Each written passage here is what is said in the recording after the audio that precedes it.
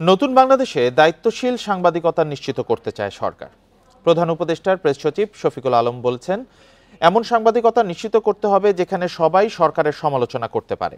দুপুরে জাতীয় প্রেস ক্লাবে এক আলোচনা সভায় গণমাধ্যমকে গঠনমূলক সমালোচনা করার আহ্বান জানিয়ে প্রেস সচিব বলেন, গত 15 বছর সাধারণ মানুষকে কথা বলতে দেয়া হয়নি। এরই মধ্যে গণমাধ্যমের স্বাধীনতা নিশ্চিত করার জন্য কমিশন গঠন করা হয়েছে। রাজনৈতিক দলের পাশাপাশি সাধারণ মানুষের মতামতও গুরুত্বপূর্ণ বলে জানান শফিকুল আলম। দেশে সবাই যেন নিজের কথা বলতে পারে সে লক্ষ্যে কাজ করছে সরকার। পরে তিনি বলেন, আওয়ামী লীগ সরকারের সময় শাপলা চত্বরে 160 জনকে হত্যা করা হয়েছিল। তা ঢাকতে সাইদিকে চাঁদে দেখা সামনে এনে নজর ঘুরিয়ে দেওয়া হয়েছিল। আমরা এমন একটা জার্নালিজম করতে চাই যে জার্নালিজম শেখ হাসিনার 15 বছরের জার্নালিজমের থেকে অনেক অনেক দূরে।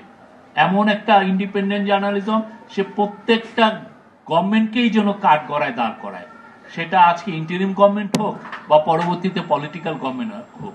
এমন একটা জার্নালিজম আসুক যেখানে কোনো জার্নালিস্ট যেন ইন্টিমিডিয়েটেড ফিল না করেন।